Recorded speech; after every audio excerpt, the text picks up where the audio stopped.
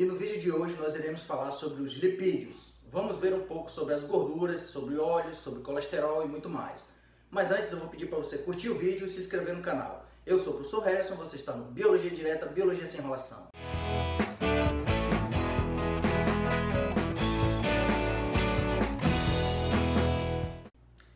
Fala aí galera, beleza? Como o assunto de hoje é lipídio, essa imagem que eu coloquei para vocês já demonstra muita coisa. E para os carnívoros de plantão, quando vê essa imagem, já sente as artérias se tremendo todinha, sentindo aquela gordura penetrando ali até entupir, né? Então, brincadeiras à parte, nós vamos ver hoje que os lipídios não são só coisa ruim, gente. Os lipídios têm muita coisa boa também. E vamos ver aí as mais diversas funções que os lipídios têm para nos oferecer. Bom, vamos começar. Então, os lipídios essa palavra lipídio vem lá do grego, onde lipo significa gordura e ídios significa comum à natureza de alguma coisa, né? Ou seja, esses lipídios eles não possuem uma identidade química bem definida. Então, ao contrário do que a gente vê lá nos carboidratos, por exemplo, que eles têm aquela formulazinha bem definida, aqui no caso de lipídios nós não temos essa fórmula, né? Ele pode ser composto por vários elementos químicos de tamanhos diferentes, inclusive. Tá? São substâncias orgânicas, ou seja, são substâncias que possuem pelo menos uma molécula de carbono na sua composição. E se são substâncias orgânicas, nós podemos retirar a energia desses lipídios. Tá? Eles podem ser ainda na forma de óleos, podem ser encontrados na forma de óleo ou na forma de gordura. Então a gente vai ver essas diferenças um pouco mais lá para o final do vídeo, tá? Então fica aí, não sai daí não. Uma coisa que é importante salientar é que os lipídios são moléculas apolares. Ou seja, são moléculas opostas ao que a gente encontra na água. A molécula da água é uma molécula polar, conforme a gente já viu no vídeo anterior, que eu vou deixar aí no card para vocês. Então, pelo fato da molécula da água ser polar e o lipídio ser apolar, torna essa molécula de lipídio insolúvel em água. É por isso que quando a gente pega uma panela cheia de óleo, e se você acrescenta água naquela panela, por mais que você bagunce tudo ali, que você faça aquela mistura, aquele óleo com aquela água não vão se unir, eles vão ficar separados, né? A gente consegue perceber claramente a formação de pequenas bolhas separadas ali, separando o óleo da água. Então, quando a gente fala em moléculas apolares e polares, para você não esquecer, vale lembrar daquela regra, né? Que semelhante dissolve semelhante. Ou seja, como a água é polar e o lipídio é apolar, a água não consegue dissolver. Mas esse lipídio ele pode ser dissolvido por outros líquidos orgânicos, né? Então uma acetona, por exemplo, você consegue fazer essa diluição perfeitamente. Tá? Esses lipídios possuem, a maioria deles, na verdade, possuem ácidos graxos na sua composição. Tá? Então dentro desses ácidos graxos a gente encontra esses ácidos graxos essenciais. E quando a gente diz que é um ácido graxo essencial, é porque o nosso corpo não consegue sintetizar, né? Então, se a gente não consegue fabricar esses ácidos graxos, a gente tem que buscar em outras fontes, que é justamente na nossa alimentação. E basicamente a gente tem que buscar ali o ômega 6 e o ômega 3, né? Então a gente vai achar esses ácidos graxos principalmente aí em peixes, em mariscos, vai encontrar em algumas castanhas, em vários tipos de alimento. Tá? Desde que sejam de outra fonte, porque nosso corpo não consegue produzir. Bom, quando a gente faz a relação entre lipídios e açúcares, causa uma certa confusão. Tá?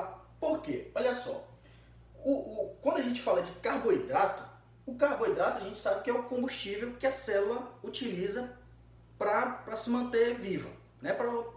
O corpo, na verdade, utiliza o carboidrato para buscar energia para realizar o seu metabolismo. Só que quando a gente fala desse carboidrato, a gente se refere, na verdade, que o carboidrato ele ele libera uma quantidade de energia de 4,1 quilocalorias por grama de massa. Então, esse carboidrato, quando nós consumimos esse carboidrato, ele vai fornecer essa quantidade de energia para a gente. Só que nem sempre, quando a gente consome, a gente gasta a mesma quantidade do que a gente absorveu, né? E o que acontece? O nosso corpo, por instinto, ele acaba acumulando esse excedente para um futuro, né? Pode ser que lá no futuro o nosso corpo precise desse carboidrato e ele vai ter armazenado. Então, quando esse excedente de carboidrato não é utilizado, ele vai ser armazenado na forma de glicogênio. Só que o glicogênio, senhores, ele não chega nem próximo aí de 500 gramas do nosso peso corporal, tá? E esse excedente ele é rapidamente convertido em lipídio. Complicou? Então olha só, professor, aí você deve estar pensando assim, bom, eu tenho um açúcar que é uma fonte de energia, depois ele transforma em glicogênio, depois transforma em lipídio, realmente fica um pouco confuso. Mas para você entender, preste atenção nesse slide aí. Bom, o carboidrato, como eu falei para vocês, fornece 4,1 quilocalorias de energia por grama de massa. O lipídio, por sua vez, vai fornecer um pouco mais que o dobro, gente. Então é por isso que o corpo ele converte esse excesso em lipídio. Porque imagina só, se nós fôssemos armazenar toda essa energia extra na forma de glicogênio, o nosso corpo seria bem mais pesado do que nós temos hoje. Porque você precisaria de uma quantidade maior para poder ter uma quantidade de energia suficiente. No caso do lipídio, não. Uma quantidade menor de lipídio você consegue armazenar muito mais energia. É por isso que o corpo faz essa conversão. Então, você consome carboidrato, ele já usa parte desse carboidrato. Aquilo que não é consumido vai sendo armazenado na forma de lipídio para ser usado posteriormente, caso seja necessário. Bom, os lipídios eles possuem diversas funções. Como eu disse para vocês, ele não é só vilão, não, tá, gente? Ele vai fazer parte de diversas funções do nosso corpo. A primeira coisa que você tem que entender é o seguinte: todos os seres vivos do planeta possuem pelo menos uma célula, né? E todas as células, nós sabemos que elas possuem um envoltório, chamado membrana plasmática. E justamente esse envoltório, aí, essa membrana plasmática, é formada por fosfolipídios, né? Então a gente vai ter essas duas composições químicas, uma delas é o lipídio, ajudando a formar essa bicamada lipídica aí, tá? Que separa o meio interno do meio externo da célula. Outra função que nós podemos encontrar nos lipídios é o próprio isolante térmico. Aqui no caso, os animais considerados endotérmicos, que são aqueles que são capazes de controlar sua temperatura interna, eles geralmente desenvolvem uma camada por fora do corpo, né? Uma gordura corporal que vai proteger contra a perca de calor. Então esse calor fica preso muito mais tempo dentro do corpo desse animal, tá? Como é o caso que a gente vê aí no urso polar. Tá? Outra função do lipídio é o próprio isolamento do neurônio, através da bainha de mielina.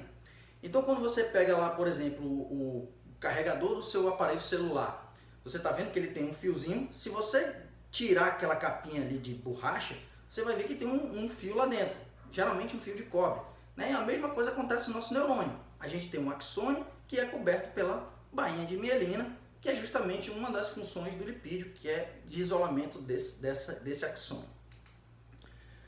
Outra função que nós temos é a constituição de alguns hormônios, né? Principalmente os esteroides. Isso a gente vai falar um pouquinho mais lá para frente, tá? Então, para não confundir, vamos falar um pouco mais lá para o final sobre esses hormônios. Outra função dos lipídios, além do isolante, é a própria impermeabilização, né? Então, através de algumas ceras, por exemplo, do próprio sebo, que é produzido na nossa glândula sebácea, nós vamos produzir uma certa impermeabilização. Então, eu coloquei como exemplo aí a cutícula das folhas. Na superfície foliar, você vai ter inclusive uma espécie de uma cera ali que vai proteger essa folha contra a perca de água para o meio externo, tá? E a própria reserva energética, como nós já acabamos de falar. Em relação à reserva energética, é bom que a gente entenda isso aqui, ó. Por mais que o lipídio forneça energia, o carboidrato na forma de glicose vai ser o combustível mais utilizado, né? Então volta para cá.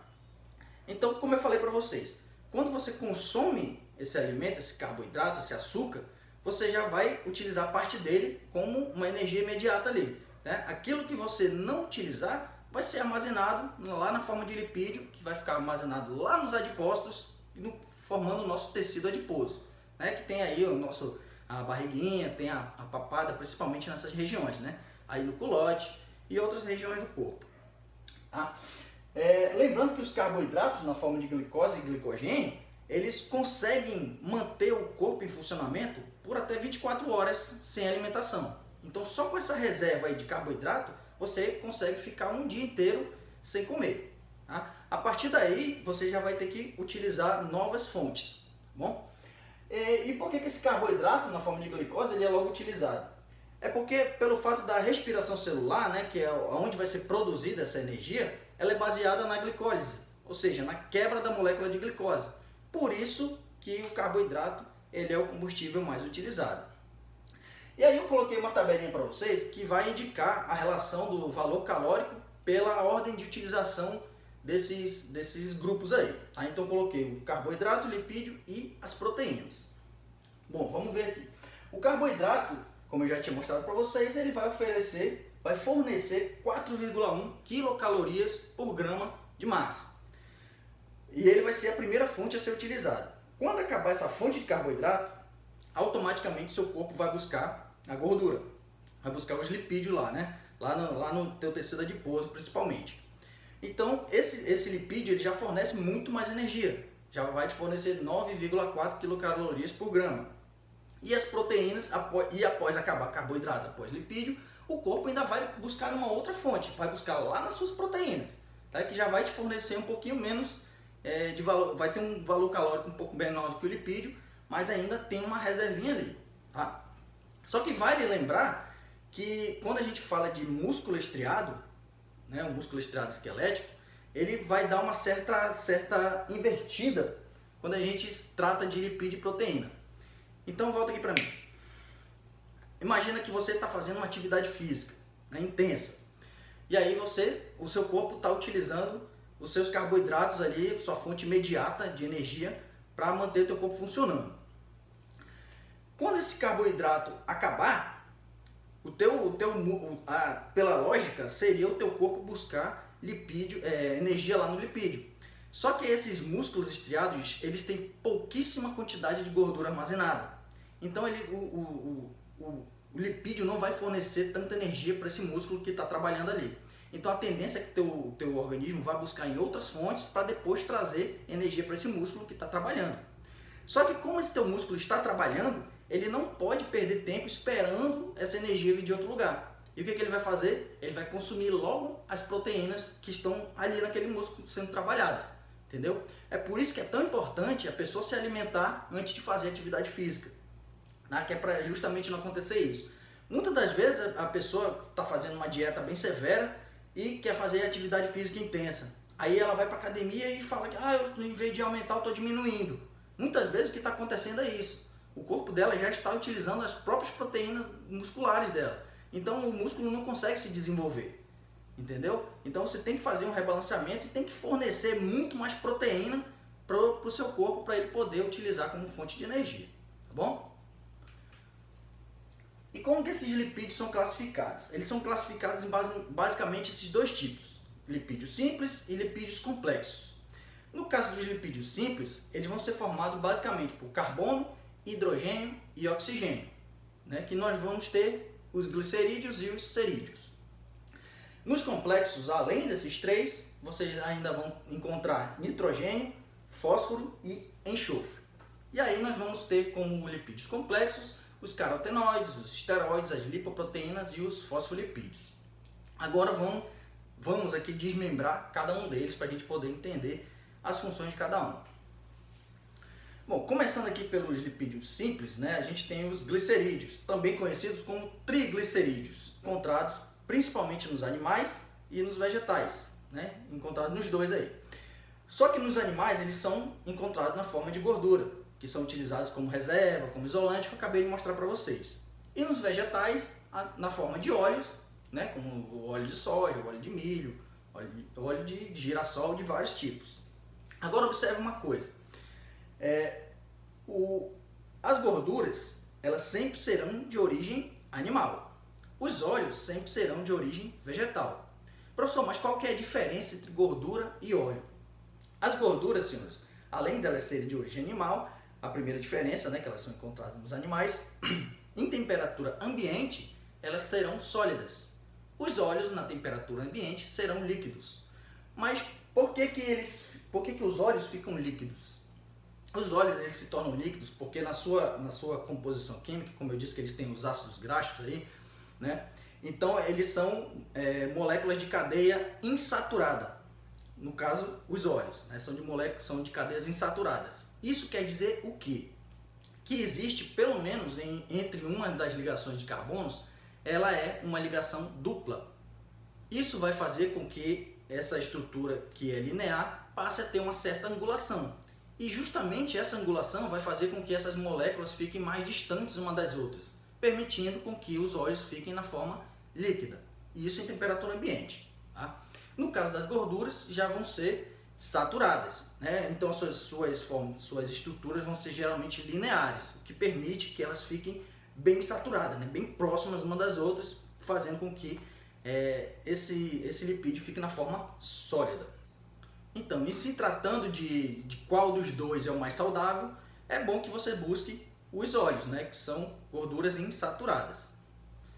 Vale lembrar também que existe a gordura hidrogenada, né? Que nada mais é do que um óleo onde a indústria aplica hidrogênio nessa composição química e modifica essa característica, né? Então faz com que esse óleo em temperatura ambiente fique sólido, como é o caso da margarina. Então, senhores, a margarina é praticamente uma bomba que você tem que sair correndo. Então evite ao máximo consumir margarina, tá? Porque ela possui essas gorduras chamadas de gordura trans, né? Ou gordura hidrogenada. Bom, os cerídeos são encontrados também nos animais e nos vegetais. Aí nos animais nós temos o exemplo das nossas glândulas sebáceas, né? Então aí pela imagem a gente vê que na base do pelo você tem a glândula sebácea que vai liberar uma espécie de um lipídio, na verdade, né? Uma gordura para fazer a lubrificação desses pelos. Nos vegetais nós temos as cutículas das folhas que eu acabei de falar anteriormente, que evita a perca de água da célula através da superfície foliar. Bom, os carotenoides nós vamos encontrar aí principalmente os de pigmentação amarela, laranja ou vermelha. Então esses alimentos que têm essas cores aí, você pode ter certeza que eles possuem altas quantidades de carotenoides. Tá? Aí, por exemplo, a gente tem a cenoura, a beterraba, a laranja, vários alimentos que têm esses carotenoides na sua composição. A gente tem aí dentro desses carotenoides o beta-caroteno, que é o precursor da vitamina A. E essa vitamina A ela tem diversas funções no corpo, né? Uma delas é auxiliar na nossa visão, né? Inclusive, quando nós temos uma ausência de vitamina A, nós temos a tendência de desenvolver a cegueira noturna. Tá? Mas essa vitamina A também tem outras funções, aí, como por exemplo antioxidante e muitas outras. Bom, e os esteroides? Agora chegou no colesterol. Vamos pegar esse colesterol aqui e tentar entender para a gente não confundir um pouco lá na frente. Tá? O colesterol junto com os fosfolipídios vão formar a membrana plasmática. Então a gente tem essa membrana plasmática com esses fosfolipídios mais o colesterol. Lembrando que a gente não encontra colesterol nas células dos vegetais nem nas bacterianas. Bom? Outra função importante desses esteroides é na fabricação de hormônios, né? Principalmente aí os hormônios masculinos e femininos. Então a gente tem aí o masculino a testosterona e os femininos a progesterona e o estrógeno, né? Que são os hormônios que vão desenvolver os caracteres secundários sexuais. Tá? Lembrando que a mulher também produz testosterona, viu? Tá? Só que a diferença de quantidades aí é porque o homem, além de produzir na glândula suprarrenal, ele também vai produzir nos testículos. Como a mulher não tem testículo, ela vai produzir uma quantidade bem inferior, certo? E por último, nós temos as lipoproteínas, né, que vão possuir de 50% a 90% de lipídios em sua composição. E para que serve a lipoproteína? Gente, volta aqui para mim. Lembrando que lá no começo eu disse para vocês que os lipídios são apolares e a água é polar, ou seja, a água não vai conseguir diluir esse lipídio, tá? E imagina só, se o teu corpo ele precisa fazer o transporte desses lipídios pelo corpo, como é que ele vai fazer se o sangue tem basicamente água na sua composição, lá no seu plasma sanguíneo? né? Não ia ter como fazer isso. Então, existem as lipoproteínas que vão fazer esse transporte pelo sangue, tá? Então, elas vão agir no plasma sanguíneo no transporte de lipídios. E existem basicamente 3 tipos de lipoproteínas: a VLDL e a LDL, que tem uma densidade um pouco mais baixa. E possui também o HDL, que já possui uma densidade um pouco mais alta. Quando a gente fala de lipoproteínas, eu até coloquei em cores diferentes, que era para a gente tentar entender um erro comum que a gente escuta as pessoas falarem. Né? Quando a gente fala de VLDL e de LDL, geralmente as pessoas associam ao mau colesterol. Né? Você já deve ter escutado essa expressão, né? O colesterol bom e o colesterol ruim. No caso, o colesterol bom seria o HDL. Mas vocês estão vendo que isso daí não é um colesterol, isso é uma lipoproteína, que vai carregar lipídios pelo sangue. Inclusive pode carregar colesterol também, tá bom? Então o VLDL e o LDL, que tem uma densidade mais baixa, o que eles vão fazer? Eles vão pegar esse colesterol lá do fígado, que ele é produzido lá no fígado, e vai transportar pelo corpo até os tecidos. E no caso do HDL, ele já vai fazer o movimento inverso, vai levar até o fígado para que haja a metabolização desse colesterol, tá certo? Mas o que tem de ruim o que tem de bom e de ruim nessas lipoproteínas? Então, primeiramente, o que significa LDL e o que significa HDL? Então aí em cima, né, ó, lipoproteína de baixa densidade e lipoproteína de alta densidade, conhecida popularmente como colesterol ruim, entre aspas, né, ou colesterol bom, também entre aspas.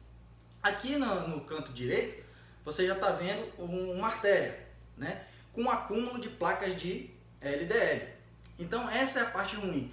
Esse LDL, esse LDL, na verdade, quando ele está em excesso, ele pode causar a aterosclerose, ou seja, que é o acúmulo dessas placas nas suas artérias. E isso, com o tempo, pode dificultar a passagem do sangue, causando diversos problemas, tá? O colesterol ruim, à medida que ele vai passando, ele pode acumulando essas placas. E o colesterol bom, quando ele passa também, ele já pode ir retirando essas parte dessas placas. Só que, claro, ele sozinho não vai conseguir fazer papel. Então, o ideal é que você tenha uma alimentação balanceada e, ao mesmo tempo, pratique atividade física. Isso vai fazer com que o seu sangue percorra mais rápido pelas suas artérias, impedindo o acúmulo de placas de LDL, tá bom? Então, galera, é isso. Se você gostou, dá o like, curte o vídeo e até a próxima.